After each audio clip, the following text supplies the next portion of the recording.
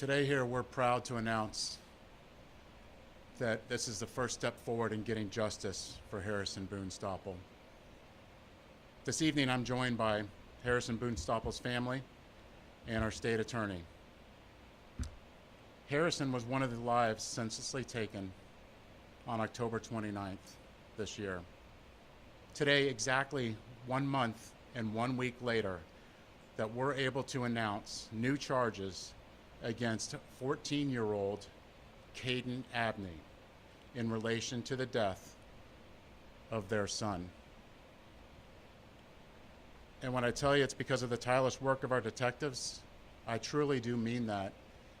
And putting themselves in the shoes of the footsteps of the family has just been a motivating factor for them to work day in and day and night with the state attorney and able to get to the point of where we're at today. We'd like to thank the outpouring support of the community as well as our partners in this investigation. Hillsborough County Sheriff's Office, Pasco County Sheriff's Office, ATF, FBI, FDLE, U.S. Marshals, for assisting us throughout this investigation. Caden Abney, 14-year-old, today has been charged with second-degree murder with a firearm of Harrison Boonstoppel, attempted aggravated battery, and attempted murder. His previous charges were carrying concealed firearm and minor in possession of a firearm while wearing a mask 18 days after the incident. As you all recall, Tyrell Phillips was charged with second-degree murder of a 14-year-old victim and taken into custody within hours of the incident. So I can tell you, while this arrest is a huge and significant development in this case, our work is not done. We will continue to hold those accountable for any act of violence in this incident and any other incident in the city of Tampa. What happened here is unacceptable, and our community has come forward, our law enforcement agencies, all together to hold all of those responsible. We're still looking for additional shooters. We still encourage the community to submit tips to the FBI portal or Crime Stoppers. And I can tell you from all of our detectives, all of the people that we've been working with, that our thoughts remain with the victims and the community that were directly or indirectly affected by this tragedy. Our detectives will continue to work with the state attorney's office to bring justice for these families. The families asked not to speak today, but I would like to bring up State Attorney Suzy Lopez for a few remarks from her. Thank you, Chief. Last month, I was at a gun violence awareness walk just after the Ybor City shootings. It was there where I met Harrison Boonstoppel's family.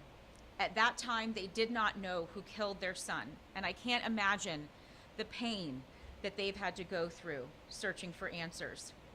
This arrest tonight brings us one step closer to justice for Harrison and for his family.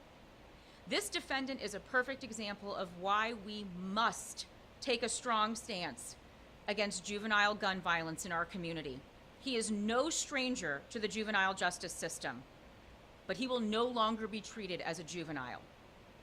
When you shoot and kill an innocent person, your age does not matter. As the chief said, this defendant will be charged with second-degree murder with a firearm for this senseless crime, and he will be charged as an adult. I want to send a message to juveniles in our community. If you choose to shoot another person, you will be held accountable.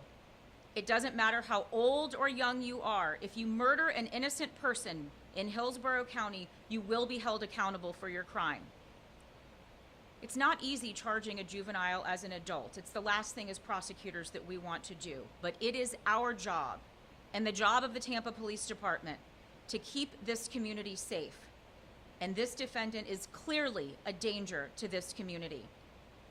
I want to thank the Tampa Police Department for their relentless pursuit to find the individuals responsible for these senseless shootings. Thank you.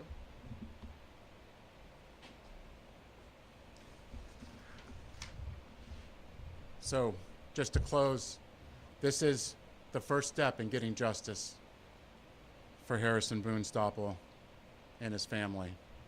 And like the state attorney said, if you're a juvenile and you're thinking about carrying a gun, you better think twice, because you're going to get caught and you're going to get charges filed. It's unacceptable, and we will not tolerate it.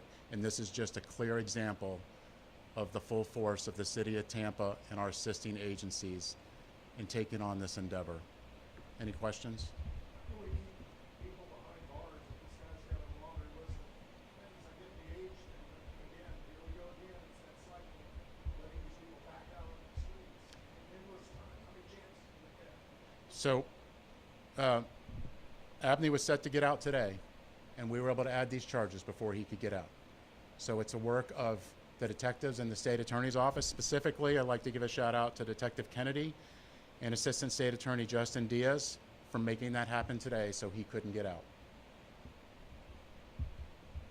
Chief, if I could follow up with that. This, as I said, this is not his first brush with the law. He has 11 pending juvenile cases, ranging from aggravated assault, battery, grand theft of a motor vehicle, and 6 robberies. He was 13 years old and younger when he committed these offenses, and so therefore he stayed in juvenile court as a result of his age. We are, of course, required to follow the law. He will be charged as an adult and will be held responsible as an adult for the events in Ybor City on October 29th. Can you tell us a little bit more about the investigation that led to these charges today? Sure.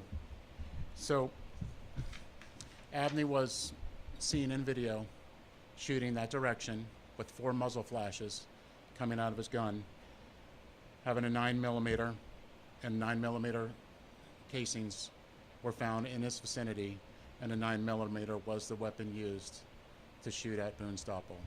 So that's enough evidence, and with our ID, to file on these charges. And I'll tell you, that wouldn't help without the community coming forward and providing tips. I was up here for the last month asking for tips. We received those tips, and those tips helped us get to this point. So we thank the community for their overwhelming support and the hard work of our detectives and state attorney's office. And I know that you chose not to speak today, but Chief, can I ask you, working closely with the family on a case like this, to be able to bring them justice in this way? It's exactly what motivates the detectives and everybody to work so hard, 24 hours a day, 7 days a week. The family is their motivating factor.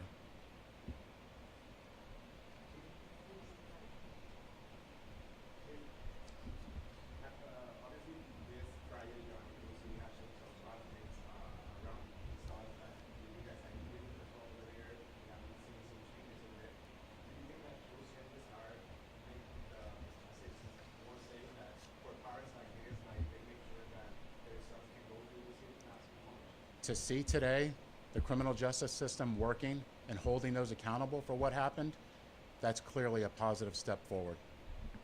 Can you give any updates on how many shooters that night? Are you still looking for 7 versus interest in that video? We're looking for additional shooters in this case. That number depends on other witnesses and what they have to say. So we're looking for any tips on anybody might have, but we do believe that there were additional shooters out.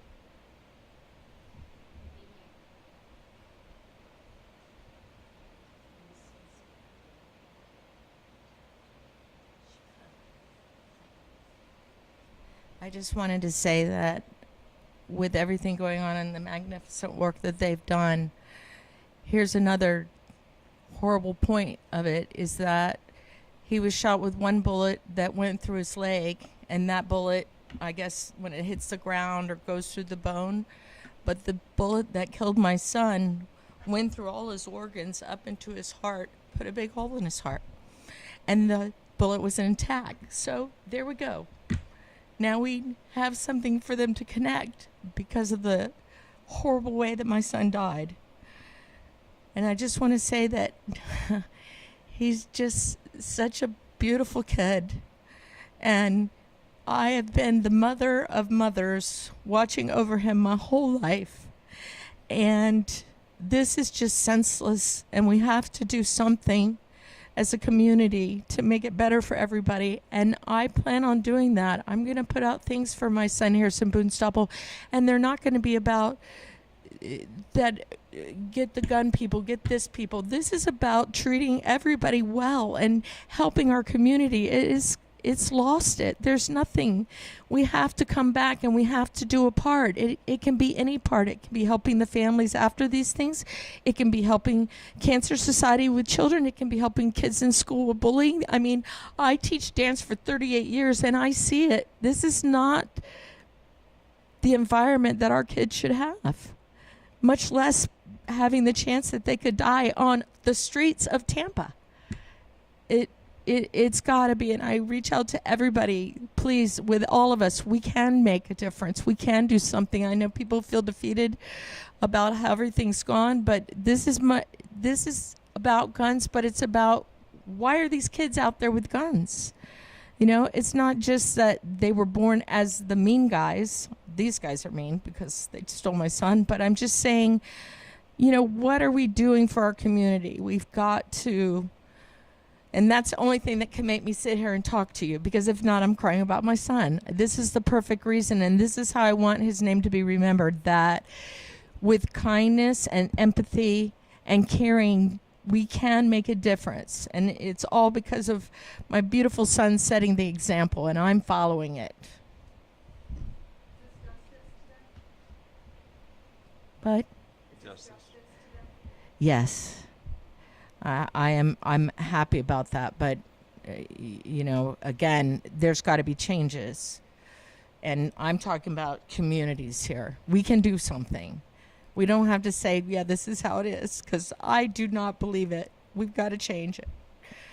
And again, it's because my son was just such a beautiful soul and just overcame so many things, and he had a happy, happy life, even with the little things that you've put in the stories about him having problems at birth and growing up with all sorts of things. He was happy and he loved life, and we're going to make that for everybody, that everybody can make that choice and make a difference. And that's the most important message I have.